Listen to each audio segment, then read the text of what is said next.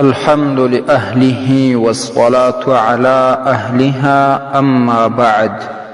معززو یورور پختنه کړې ده چې په روژه کې د ورځې شیطان غلبه را باندې وکړه، شهوت مې زیات سو، نو بیا مې جما شروع کړه، خو انزال نسوم، جما مې پرېښودل. آیا روژه مې فاسده ده که نه؟ الجواب وبالله التوفیق.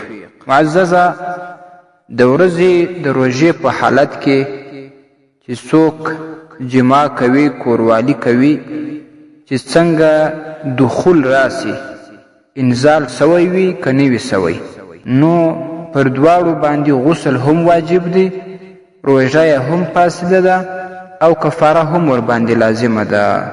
نو دوی باید د دغې روژې قضایی هم راوړي او پر دواړو باندې شپېته روژې د دې کفاره هم لازمه ده. الدر المختار، دویم جلد، 118 صفحه، الفتاوى الإبراهيمية اول جلد 288 صفحه.